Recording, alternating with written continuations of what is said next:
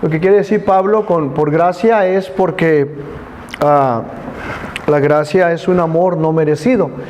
Ni tú, ni yo, ni nadie merecíamos la salvación, y nadie merecíamos el perdón por nuestras faltas, por nuestros pecados, por nuestras rebeliones. Dios lo hizo por amor. Ahora dice Pablo que estábamos muertos y Él les dio vida. Él nos dio vida cuando estábamos muertos en nuestros delitos y pecados. Ahora la pregunta es, ¿verdad? ¿Nacimos muertos espiritualmente hablando? No, dice la Biblia que lo que trajo la muerte a nosotros fue nuestros pecados, nuestras rebeliones, nuestras faltas, ¿verdad? Delante de Dios. O sea, usted y yo tomamos decisiones de hacer cosas que sabíamos que no estaban bien, que eran faltas, ¿no? Que eran prohibidas, podríamos decir, ¿verdad?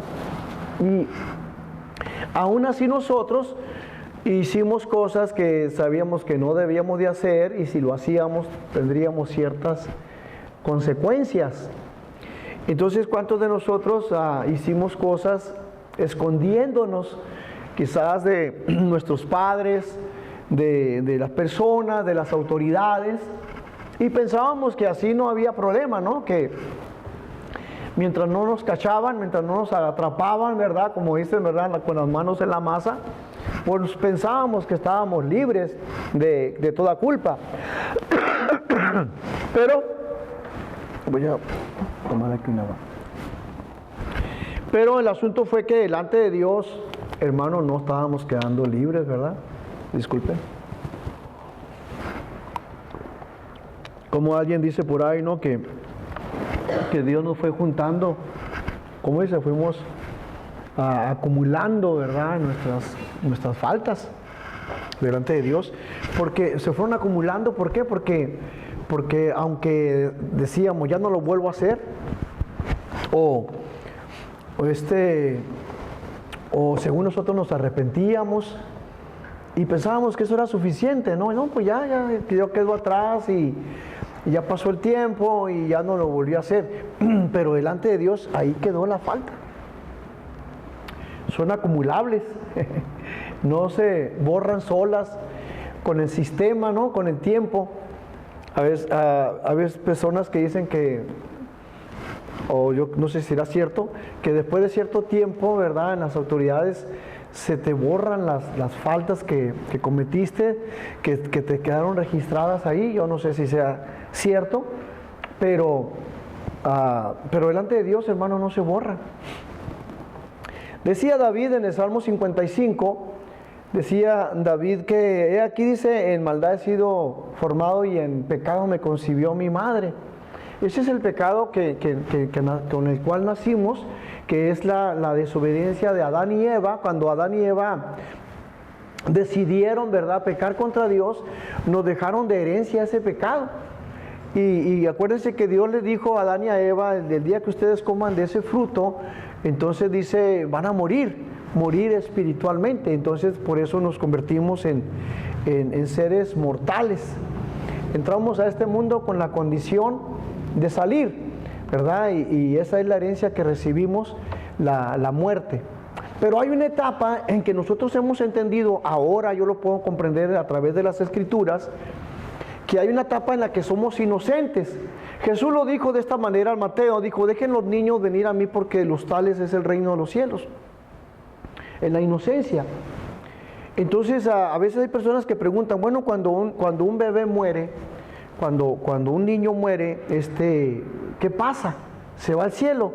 Y la respuesta es sí se va al cielo, porque el bebé no murió en el tiempo donde ya era responsable de sus acciones, de sus faltas, de sus pecados, ¿verdad?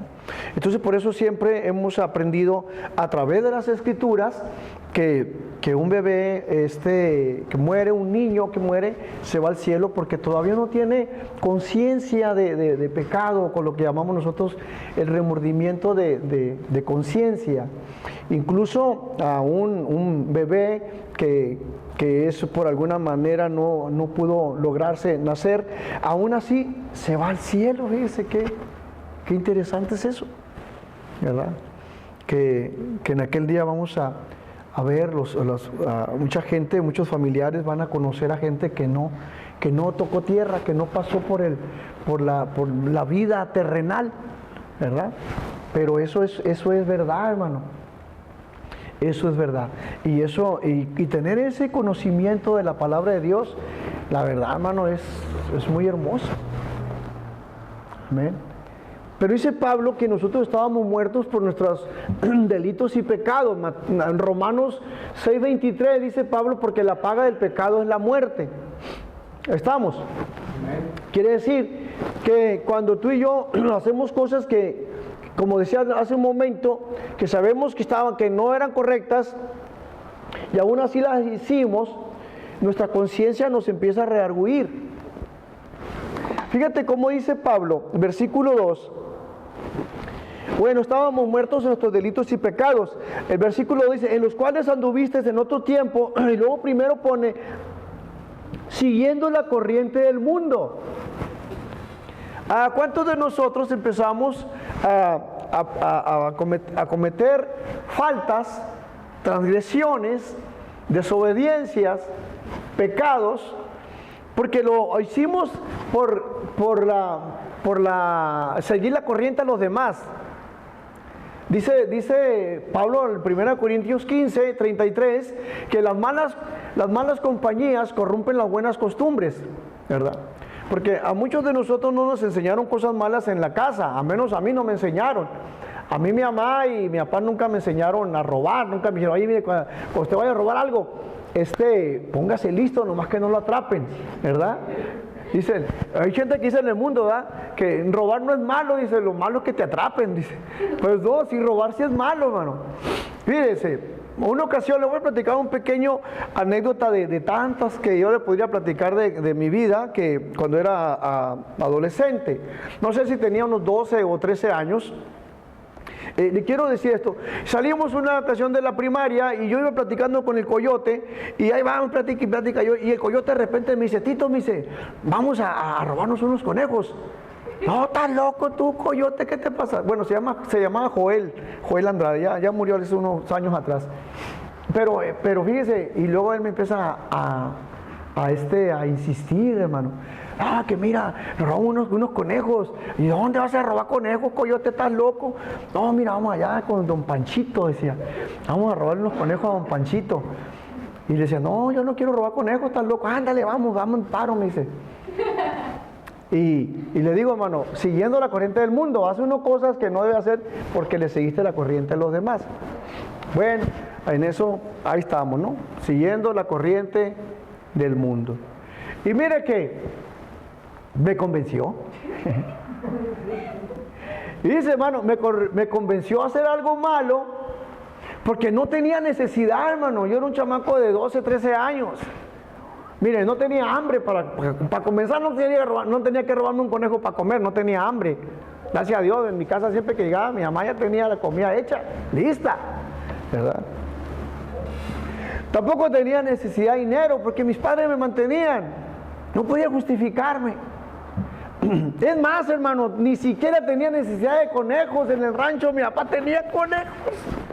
Teníamos muchos conejos, teníamos cochis, vacas, gallinas, patos, gansos y bueno, había de todo en el rancho. Así que no tenía necesidad de ninguna. Pero ahí está mi amigo el coyote, va insistiendo, anda, Tito, que hazme el paro, que mira, que... Pues ahí voy. La verdad, hermano, aquí le confieso, delante de Dios, en contra de mi voluntad, pero yo por seguir la corriente, que mi amigo el coyote. Y ya llegamos al rancho de don Panchito y no estaba don Panchito, no, hombre, pues luz verde, ¿no?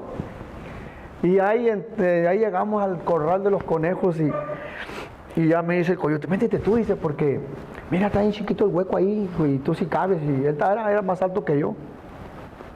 Y, no, estás loco, métete tú, yo no quiero robar. Ya estamos todavía alegando. Final me convenció, me metí a agarrar los conejos. Y luego me dice, mira, yo te voy a echar agua, me dice. Tú agarran conejo, agarra aquel, el tinto, el blanco, y allá ando yo que agarrar un conejo y se me iban.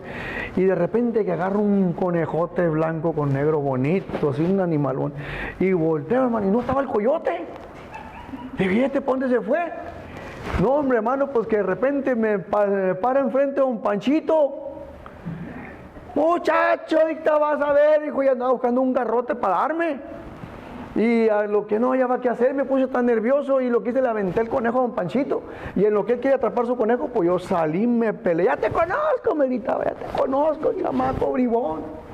Eres de los García, me dijo. Hijo de la Dios mío, dije. Y ahí no, hombre, pues ya me peleé para la casa y usted qué va a decir uno de esos, a llegar a mi mamá y mamá dice que me agarró un Panchito en su corral robando los conejos. No, ¿qué iba a decir? Pero yo me sentía mal, me sentía mucha vergüenza y luego más porque me acordaba que me gritaba un Panchito, ya te conozco, decía, eres de los García, me decía. Bueno, pues así pasó.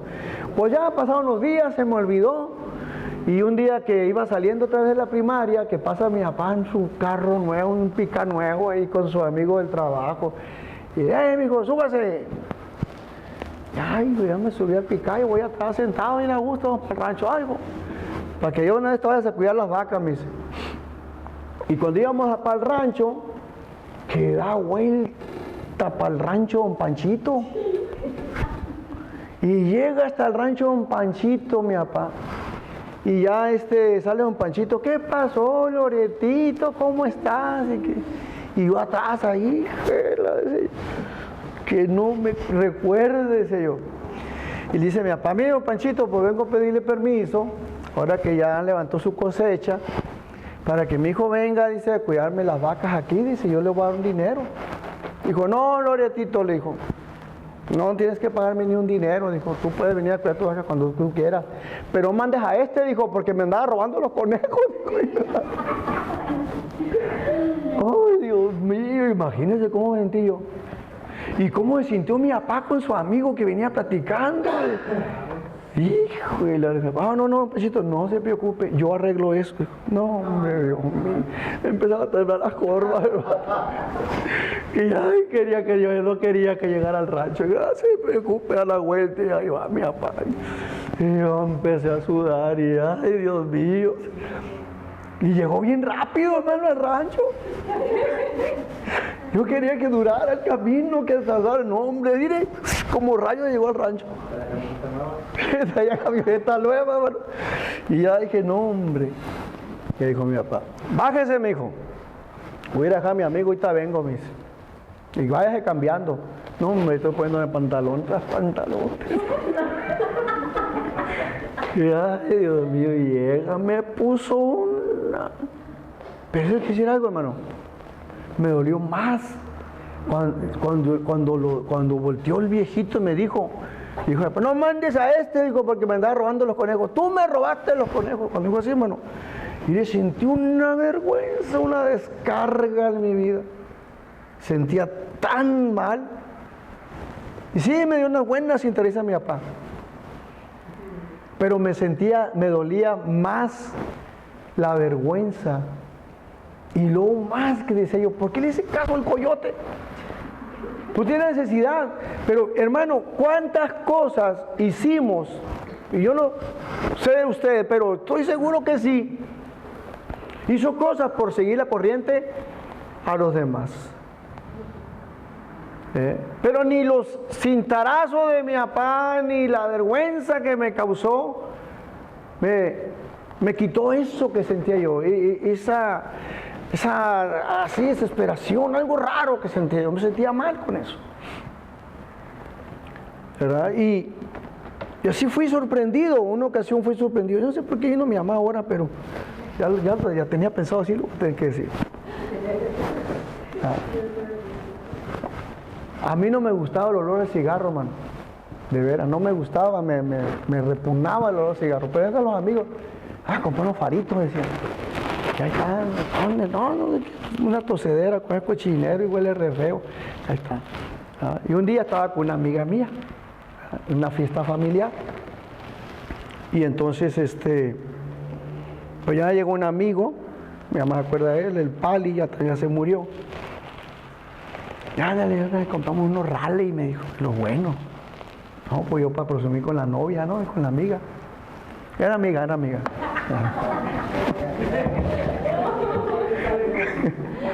Yo pues subí con la amiga, ¿no? De muy hombre acá, con 16 años yo ahí. Y que, me aprendí esto. Y apenas le iba a fumar la primera vez, cuando sentí un golpe, hermano, como con un bloque así que me pegaba. Era la mano de mi mamá.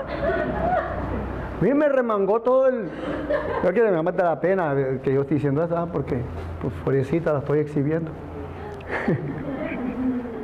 Pero hermano, como si parecía que mi mamá tenía un bloque en la mano, así, con un guante, no sé con qué le dio tan duro. Sentí la cara caliente, hermano. Pero no por la quemada del cigarro, sino por la vergüenza. Yo entre mi vea que pienso bien rápido. ¿Qué van a decir a mí? Toda la gente estaba ahí viendo, todo el mundo dejó de hacer lo que estaba haciendo. Para voltear y ver cómo me estampaba el cigarro en la boca a mi mamá. Pero ni la vergüenza, ni la trancada, la trompada que me dio mi mamá, me quitó eso que sentía. Y así te puedo decir de cosas, ¿ya? Que sientes vergüenza al hacerlo, sientes raro, sientes algo malo, y luego dices, si yo ni quería ese cochinero de cigarro, ni siquiera me gustaba, pero volvemos a lo mismo, dice Pablo, en los cuales anduviste en otro tiempo siguiendo la corriente del mundo. Le sigue la corriente a los demás, a los disque amigos, a los disque familiares. Mi tío, el hermano de mi mamá, él sembraba en el rancho, le ayudaba a mi papá a sembrar tomate y chile y calabacita, lo que mi papá quería que sembrara, pero él allá en el montecito sembraba su mota. Y luego andaba trabajando y yo lo miraba a mi tío como loco, trabaja, bien clavado, pues agarrando con la yegua. Y luego se metía al baño y oía que salía una madera del baño. Y yo decía, pues mi tío fumaba mucho, pero decía, ¿para qué se mete a fumar al baño? Y una peste, ese cigarro. Y, oye tío, ¿qué fuma dentro del baño? Porque no huele igual que el cigarro que se fuma. Me estás espiando, me dijo, te voy a pegar, me dijo. No estoy espiando, yo pasé por el baño y olía bien feo, le dice, que no sé qué esté quemando con usted dentro del baño. O no sé qué le pasa, qué comió. Y ya me dice mi tío, no, dijo, te voy a decir, dijo, porque no quiero que digas a tu mamá, que si no me corren del rancho. Y a mí, ¿qué estaba fumando, tío? Estaba fumando mota, me dice. ¿Qué? Hombre, me asusté, hermano, pensaba que estaba frente al diablo. Cuando oía eso, decían la gente que hace eso, se les mete el diablo, me decía. Y ahí está mi tío, no, mira, tú tienes que fumar, me decía, porque ahora eres mi cómplice, me dijo. Ya supiste, ahora tienes que hacerlo. Y para que así le decía a tu mamá, pues yo sé que también tú. Fíjese, así empieza el asunto. Así empieza uno, hermano. A hacer cosas que no quieres, porque le sigues la corriente del mundo. Yo puedo decir que no, y me puede salir corriendo, pero no hay que estar con la tentación, ¿verdad? Que mi tío trabajaba como loco. Se clavaba en el arado de pobre yegua, la traía toda sudada, ya tanto que trabajaba tan duro. Una ocasión tuve un accidente igual. A mí tampoco me gustaba tomar.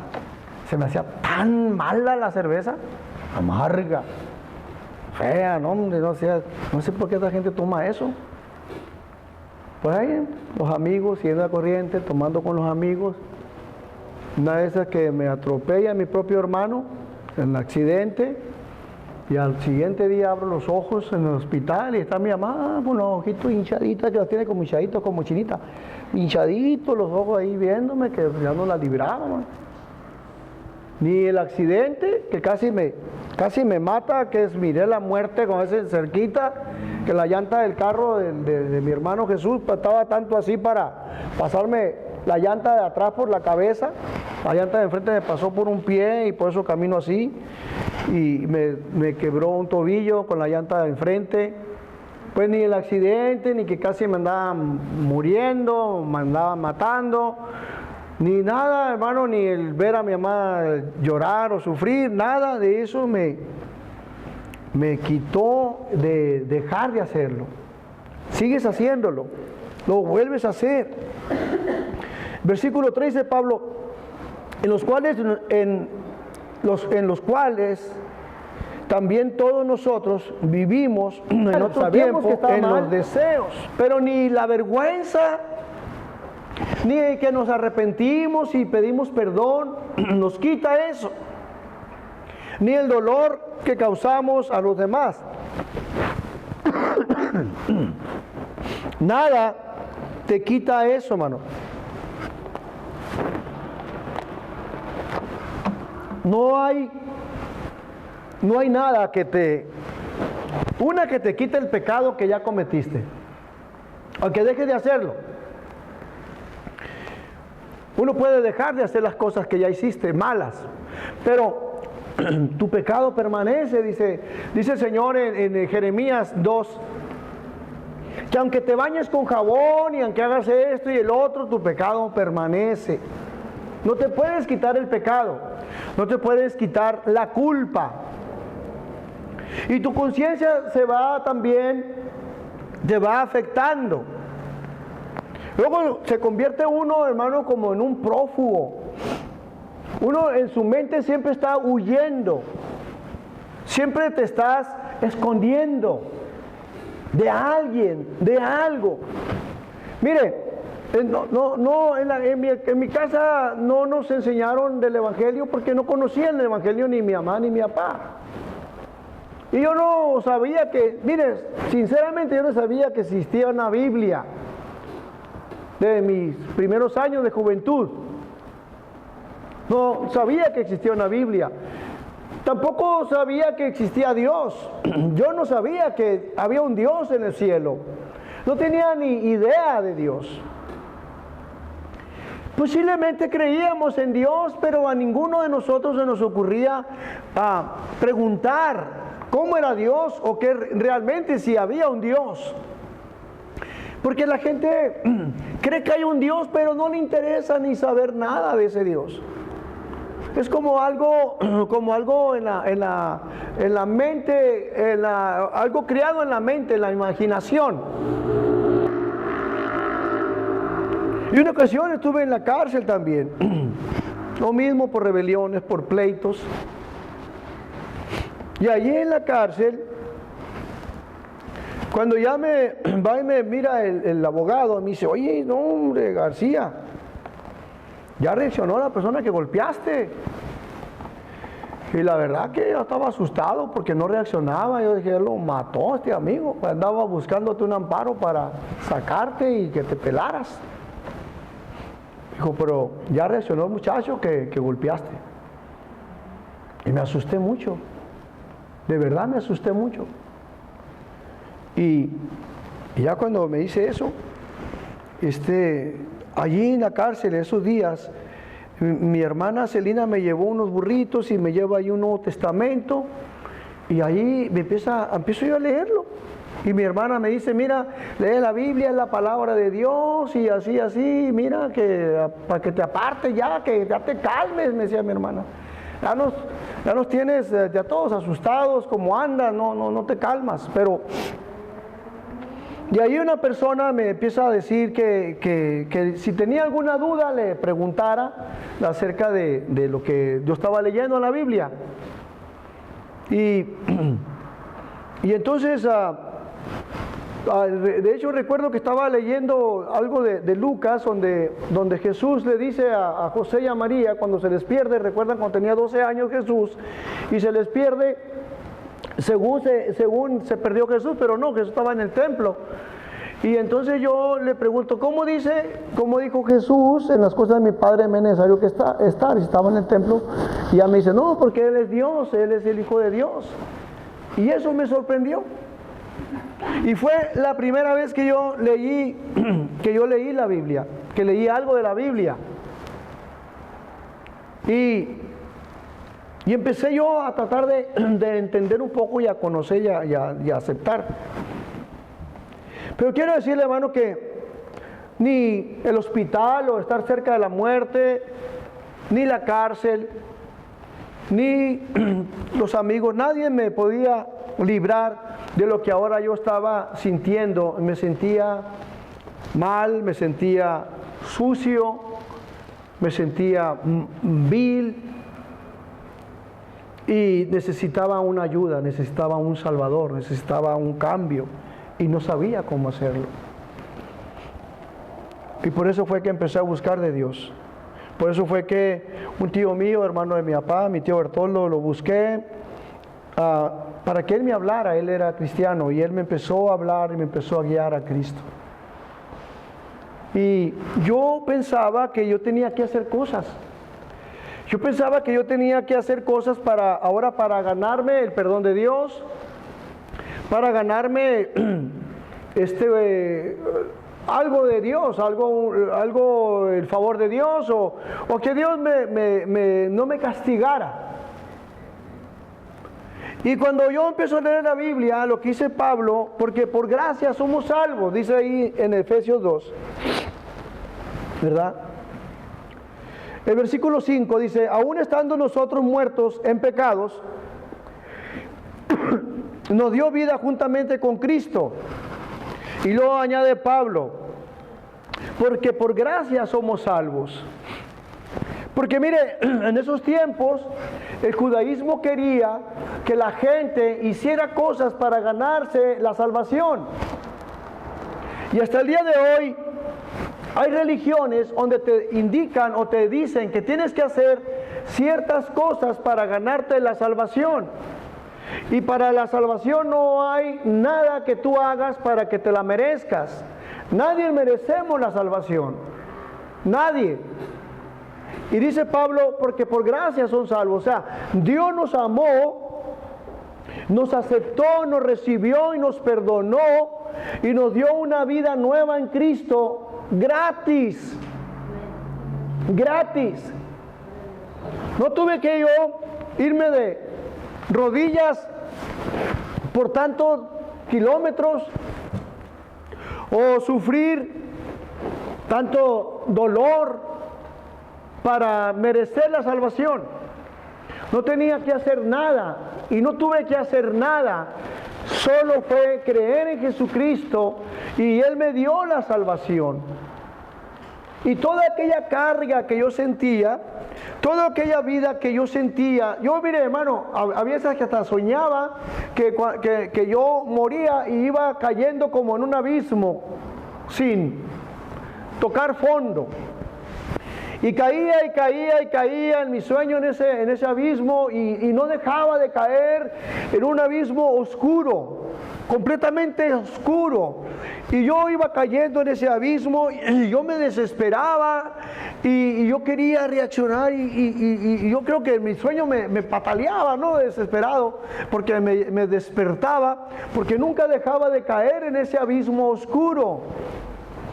Y lo que yo realmente entiendo ahora, que era mi vida que había caído de la gracia de Dios. Porque primero empezamos a hacer cosas que quizás nos dan curiosidad, quizás por seguir la corriente de los demás, quizás por saber qué se siente, por saber, ¿verdad? O estar igual que los demás, y vas pecando y al principio solamente sientes vergüenza, sientes remordimiento de conciencia, te escondes. Pero después llega el día que te haces cínico. Ya la conciencia no te molesta, ya la ignoras. Ya ni siquiera te preocupa lo que tu conciencia siente. Ya te vuelves cínico, que los demás sepan que eres un borracho, o que eres un marihuano, o otras sustancias, o que seas un ladrón. Ya no te preocupa lo que los demás piensen y hasta te mofas, ¿verdad? De hacer todas esas cosas malas. Pero al principio no fue así. Por eso los niños, ¿verdad?, son inocentes. Pero cuando el niño empieza a hacer cosas que no debe de haber hecho, empieza a sentir vergüenza. Se siente mal con la culpa. Y ahí estamos los padres para enseñarle a los hijos, ahora sí, entre lo bueno y lo malo. En el Salmo 1 dice: bienaventurado el varón que no estuvo en silla de escarnecedores, en camino de pecadores, ni en silla de escarnecedores se ha sentado, sino que en la ley del Señor está su delicia, y en ella medita día y noche. Qué hermoso es cuando los padres se encargan por enseñarle a los hijos el camino de Dios, la palabra de Dios, las riquezas espirituales, para que el hijo o la hija empiece a amar a Dios, empiece a conocer a Dios, empiece a conocer el camino del bien. Y cuando tiene la tentación de los amigos de las cosas malas, entonces empieza a haber una diferencia y dice: no tengo necesidad de hacer eso. Y los padres cristianos ya no tenemos justificación. Que nuestros hijos hagan cosas malas y nosotros no les enseñamos lo que era lo bueno y lo malo, entonces ya es nuestra responsabilidad. Pero cuando nosotros enseñamos lo bueno con un buen ejemplo, entonces los hijos ya aprenden a caminar por el camino de bien. Pero si un padre que conoce la palabra de Dios y luego no tiene temor de Dios y hace cosas malas delante de sus hijos, delante de Dios, y conoce de Dios, entonces los hijos no llegan a tener un temor de Dios. Piensan que Dios es un Dios permisivo. Y yo quiero decirle algo: los abuelos somos alcahuetes, pero Dios no tiene nietos. Amén. Dios no tiene nietos. La Biblia dice que Dios es nuestro Padre Celestial.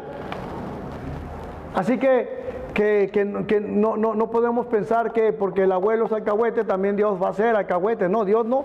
Dios te ve y te dice: estás acumulando tus faltas. Estás acumulando tus faltas. Y tarde o temprano nos va a traer a cuentas. Y entonces ahí está cuando se acumula el pecado y se vuelve como sangre podrida. Aunque tus pecados fueran rojos como el carmesí, como algo podrido, algo que huele mal. Si se arrepiente el hombre, dice, vendrán a ser como blanca lana. ¿Cómo Dios nos compara? Dice: si tu vida ha sido tan mal y has pecado tanto y has caído tanto en tus faltas, que tu vida se ve tan vil y tan sucia, pero cuando te arrepientes a Cristo y vienes a Él, Dios hace un cambio en tu vida y limpia tu alma y te regala la salvación. Y no tuvimos que hacer nada, ¿verdad? Una ocasión venían antes unas familias, y bueno, unas familias invitaron a otra persona. Una hermana invitó a su amiga, y ya en el tiempo de la iglesia había veces que llegó a pasar y aceptó a Cristo y todo, la amiga de la hermana que venía a la iglesia. Y un día le dice la hermana a su amiga: oye, dice, ¿y qué? ¿No has pensado bautizarte? ¿Cuándo te vas a bautizar? Y dijo ella: no, el pastor no me ha ofrecido nada. ¿Y eso? Sí, dijo, una amiga mía dice que iba a la iglesia con una prima, ¿cómo dice? La prima de un amigo. Dice, y a ella le ofrecieron $50 para que se bautizara. El pastor le ofreció $50 para que se bautizara. Y yo estoy esperando que el pastor me diga cuánto me va a dar. No, hombre, está loca. No es cierto eso. ¿Cómo le...? No, sí, dijo. A su amiga sí le dieron $50 y ella rápido fue y se bautizó. Pero no es para eso el bautismo, ¿verdad? El bautismo es gratis, ni se paga para que la persona se convierta a Cristo, ni tampoco la persona que viene a Cristo tiene que pagar nada, ni dar nada. Es gratuita la salvación, ni tienes que hacer nada. Entonces hay personas que piensan que ya la vida en Cristo, ya no tienes que hacer nada después de que estás en Cristo, porque eres salvo por gracia. Sí, eres salvo por gracia al inicio de tu vida en Cristo, pero ahora tienes que hacer obras. Mira, dice, vuelvo a repetir el versículo 8, porque por gracia sois salvos por medio de la fe, y esto no es por ustedes, pues es don de Dios, no es que lo mereces. Versículo 9, no por obras para que nadie se gloríe, Ahora el versículo 10 nos aclara, porque somos hechura suya, criados en Cristo Jesús para buenas obras. Entonces ahora sí tenemos que tener buenas obras. ¿Ves? Para alcanzar la salvación no tuviste que hacer nada, pero ahora que estás en Cristo, el Señor te va enseñando a que hagas las cosas buenas para Dios. Buenas para Dios. Todo lo que sea una obra para Dios, no dudes en hacerlo, hazlo. Porque si en otro tiempo acumulamos las faltas delante de Dios, y hasta que vinimos a Cristo, Él nos las perdonó por su sangre preciosa que fue derramada en la cruz, nos limpió de todo pecado. Ahora las buenas obras dice que podemos acumular tesoros en el cielo. Jesús dijo en Mateo 6, no hagas tesoros en la tierra donde la cual, dice, ladrones roban y hurtan, sino haz tesoros en el cielo. ¿Ves? ¿Y cuál es el tesoro en el cielo? Es hacer las obras para Dios. Ahí mismo en Efesios capítulo 1, fíjate que cuando tú y yo vinimos a Cristo y recibimos no solamente el perdón de nuestros pecados, nos regaló la salvación de la vida eterna. Y ahora fíjate lo que dice en el capítulo 17 del capítulo 1 del versículo 17 de Efesios, para que el Dios de nuestro Señor Jesucristo, el Padre de gloria, os dé espíritu de sabiduría y de revelación en el conocimiento de Él. Mira, esto está hermoso, porque ahora tú que ya estás en Cristo y que recibiste la salvación gratuitamente, puedes también recibir gratuitamente la sabiduría y la revelación y el conocimiento de Dios. Y entonces cuando tú piensas a conocer al Dios al que te has acercado. Verso 18. Alumbrando los ojos de vuestro entendimiento, o iluminando. Fíjate que el Espíritu Santo lo que hace cuando tú te conviertes al Señor y empiezas a desear esta sabiduría, estas revelaciones, este conocimiento de Dios, empiezas a leer las Escrituras, empiezas a conocer a Dios, y conforme vas conociendo a Dios, Dios va iluminando tus ojos. Cuando tú lees la Biblia, ya no la vas a leer igual como la lee todo mundo, o la gente que trata de conocer a Dios sin la ayuda del Espíritu Santo. Tú tienes algo hermoso, y que el Espíritu Santo viene y alumbra los ojos de tu entendimiento, te ilumina el Señor.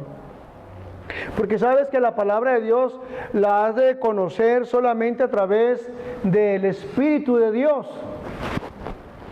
Dice Pablo en la 1 Corintios, el hombre natural, dice, trata de conocer a Dios en su naturaleza, pero no puede. No puede conocer a Dios en su naturaleza. ¿Sabes lo que dice 1 Corintios?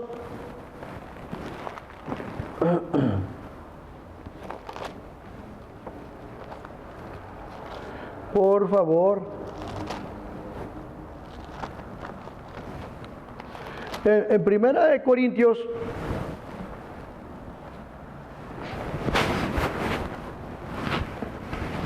capítulo 2, verso 13 y 14. Ay, disculpen que anduve un poco enfermo en la semana, y ahora todavía me queda un poquillo, pero ya ando mejor. 1 Corintios 2, 13 dice,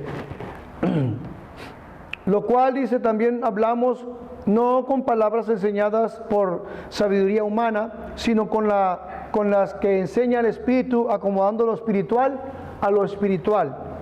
Pero el hombre natural, dice, no percibe las cosas que son del Espíritu de Dios, porque para él son locura y no las puede entender, porque se han de discernir espiritualmente. ¿Se da cuenta entonces que lo que dice Pablo, que alumbrando los ojos de tu entendimiento, tú empiezas a recibir el entendimiento del conocimiento de Dios a través del Espíritu Santo? El hombre natural que trata de conocer a Dios así nomás no puede. No puedes hacer nada si no es por el Espíritu de Dios. ni siquiera conocer a Dios. Por eso es que cuando yo trataba de leer la Biblia sin haber tenido un compromiso con Dios, no podía entenderla. Me imaginaba, pero no podía entenderla. Entonces ahí es cuando viene un cambio a tu vida. Influenciar por la tentación del diablo, porque tú has sido lleno del Espíritu Santo. Y el Espíritu Santo viene y te ayuda a entender y a discernir entre lo bueno y lo malo. Amén. Amén. Cuando usted tiene la tentación ahora ya de robar, dice, no lo voy a hacer. No, coyote, estás loco. ¿Ah? Si hubiera tenido conocimiento de Dios, le hubiera dicho, coyote, estás loco, aléjate de mí, coyote. Así le decían a Joel. Porque eran coyotes, eran tremendos. Pero fíjese, entonces ahora usted con el poder y la presencia y la influencia del Espíritu Santo que alumbra tus ojos, te hace ver entre lo bueno y lo malo, y entiendes que no vas a tomar las decisiones, porque ya el Espíritu Santo está en ti. Ya no vas a dejarte llevar o influenciar por el enemigo, ni por los amigos, disque amigos. Amén. Porque tú vas ahora siendo guiado por el Espíritu Santo. Pero cuando una persona viene a Cristo y no se convierte de verdad, entonces si no tiene luchas y sigue igual, entonces realmente no se convirtió a Cristo. Como dijo alguien por ahí, no tuvo un bautismo de convicción, de comenzar una vida nueva en Cristo. Tuvo un remojón nomás. Pero cuando usted tuvo ese arrepentimiento, tú fuiste lleno del Espíritu Santo. Y cuando viene la tentación o el enemigo y quiere llevarte por el mal camino del error, tú dices, no, está mal eso. Porque dice en Juan 8 que Cristo vino y nos hizo libres. Amén. Si el Hijo no los libertare, no pueden ser libres. Pero más cuando vino Cristo, dijo, y van a conocer la verdad, dice en Juan 8:32, y van a conocer la verdad, y la verdad te hará libre. Te hace libre de todas las artimañas del enemigo. Y tú vienes a conocer a Cristo, y ya no vas a seguir la corriente ni de los amigos, ni la tentación del diablo, ni tus propios deseos carnales. Porque eso no está bien. No lo voy a hacer porque a Dios no le agrada. Y si lo hago es porque entonces estoy en rebelión con Dios. Y sabes bien que eso es pecado. Y es cuando tú vienes a tener una vida nueva en Cristo. Amén. Porque el Espíritu Santo está iluminando tus ojos del entendimiento, para que sepas cuál es la esperanza a la que Él nos ha llamado y cuáles las riquezas de la gloria de la herencia en los santos. Vamos a dejarlo hoy hasta aquí, porque quiero que usted se vaya con esto. ¿Por qué nosotros ahora, cuando tenemos ciertas tomar decisiones o ciertas tentaciones, primero decimos no, porque eso a Dios no le agrada? No, porque la Biblia me enseña que eso es pecado, y la Biblia me enseña que si yo vuelvo a vivir en pecado, vuelvo a hacer otra vez vuelvo a caer en las garras del diablo. Y usted dice, no, yo no quiero estar ahí.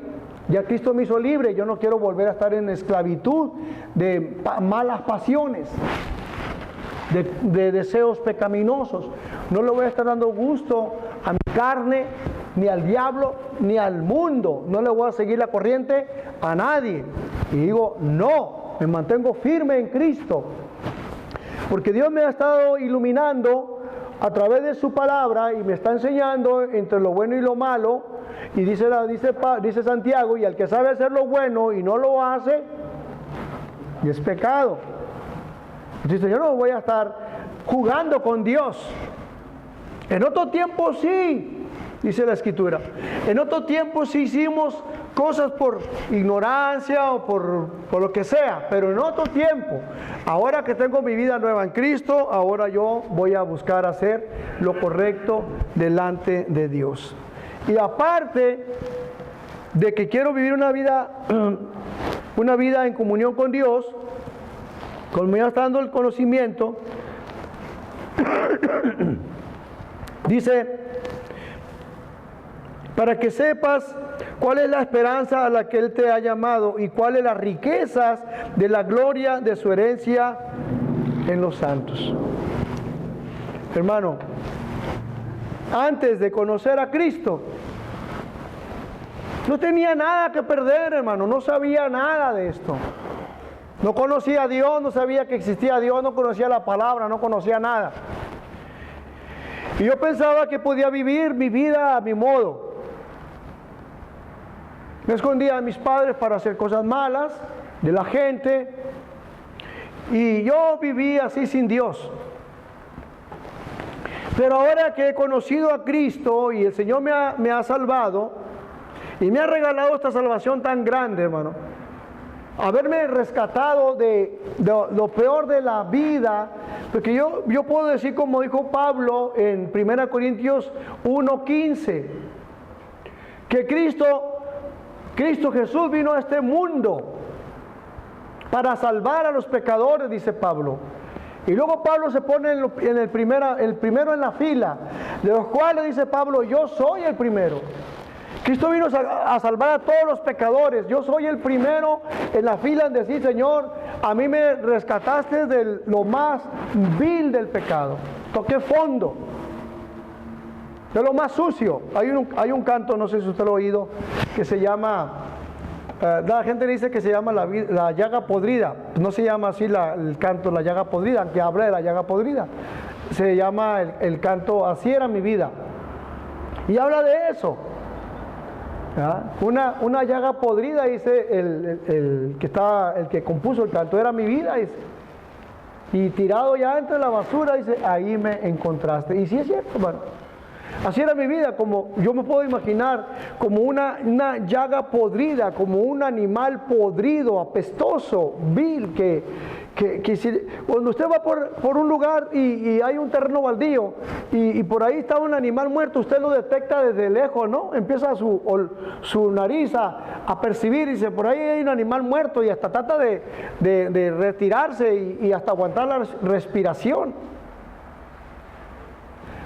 Y espiritualmente hablando, hermano, dice la Biblia, si estábamos muertos por nuestros delitos y pecados, ahora acumulando tanto pecado, ¿cómo cree que estaba su vida?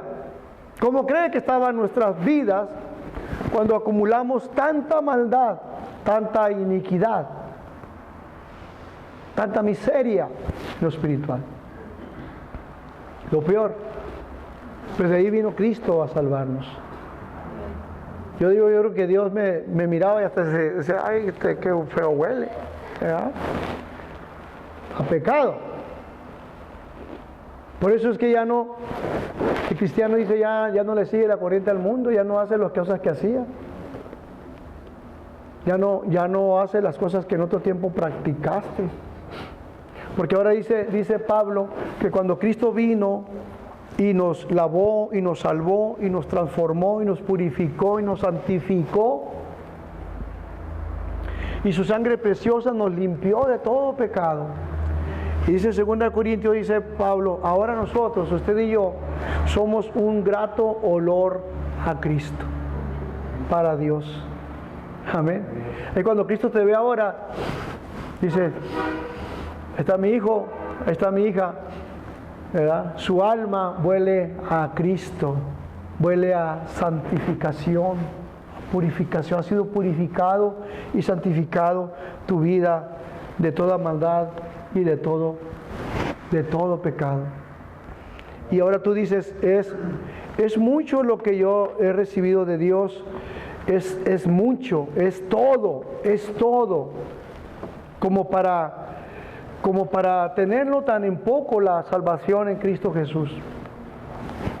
Como para tener tan en poco a Cristo que por una vileza de pecado, de una práctica, algo malo, que valga la pena, hermano, dejar a Cristo. Dice que Él nos alumbra nuestros ojos del entendimiento y empiezas a entender y dices tú, ¿no vale la pena? ¿No vale la pena robar, maldecir, golpear, a hacer cosas desagradables para Dios. No vale la pena. Porque Dios, que es tan rico en misericordia y que me salvó y que me lavó con su sangre preciosa y me llenó de su Espíritu Santo y me llama hijo, como para que yo sea tan vil y volver, dice Pedro, como el perro que vuelve a su vómito. Así compara a un cristiano que vuelve al pecado. Volver a esas riquezas en gloria que Dios me tiene prometidas, dejarlo todo, ignorarlo todo, para ir a lo vil otra vez. No, jamás.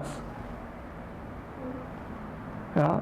Que tengo una herencia en el cielo, que Dios me cuenta entre su iglesia que ha salvado como su hijo, que me ha sellado, que me ha amado y me llama por mi nombre